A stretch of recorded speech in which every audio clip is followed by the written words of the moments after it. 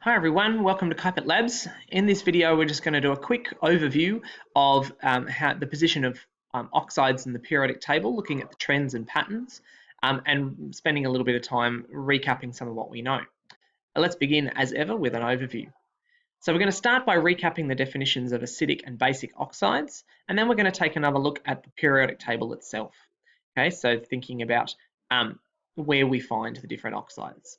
All right, let's begin. Okay, so looking at our periodic table here, I'm just going to pick out the pen tool.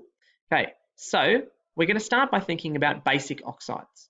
Okay, so when we think about basic oxides, that we're thinking about this left-hand side of the periodic table. Okay, so we're thinking basic oxides, and the key idea is that they're metals. Okay, so that we're thinking, so that we're seeing over here in this kind of area that that tends to be where the metals exist on the periodic table. Okay, so we're thinking, you know, that this is kind of our boundary, and then it's basically all the rest, including the lanthanides and actinides, which aren't on this image. But yeah, so all of the metals we're saying that are basic on the left-hand side. The reason for that is that they are ionic compounds. Okay, so that they're made up of positive and negative ions, and typically we're thinking because they contain the oxide ion, the O2- ion.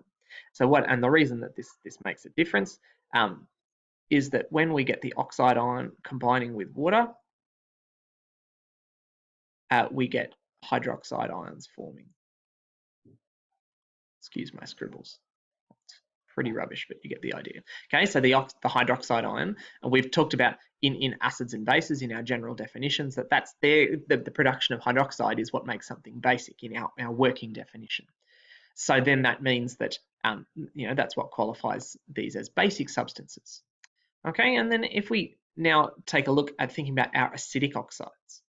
Okay, so we're thinking about our right-hand side of our periodic table. So kind of on the other side of our, of that kind of dividing line.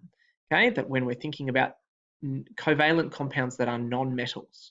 Okay, and then so what they do is that rather than being ionic and then splitting apart in water, that they actually react with water to form something that is acidic, and then that acid then can produce hydrogen ions, which is what we're saying is then making it an acid. So we've got our carbon dioxide reacts with water to form carbonic acid, H2CO3, and then what that does, that breaks apart to form H plus and then HCO3 minus. And so then the production of that H plus ion is what helps us to define this as being an acid. So then it's stemmed from our carbon dioxide. Okay, so then that's why I'm saying that carbon dioxide is an acidic oxide. Okay, so what we're seeing here then is that if we're looking at our periodic table, and let's see if I can just, I'll erase all of that ink so we can just have a look. Okay, so if we're looking at this more generally, so we've got, as we go further towards the left, it becomes more basic. As we go further across to the right, we become more acidic. Okay, and then we have that sort of dividing line down the middle there. Okay, now notice that before that we are not considering our noble gases. Okay, because remember, because of their atomic structure, they don't tend to form compounds. There's a couple of random exceptions that break the octet rule, but aside from that, that they're not really in our contention at this point. So we're thinking, so we've got our basic as we move further towards the left, and as we move more towards the left, it tends to become more basic. As we move more towards the right, it tends to become more acidic. And so we can use that pattern to predict the behavior of the oxide. Okay, thanks very much for watching. Bye for now.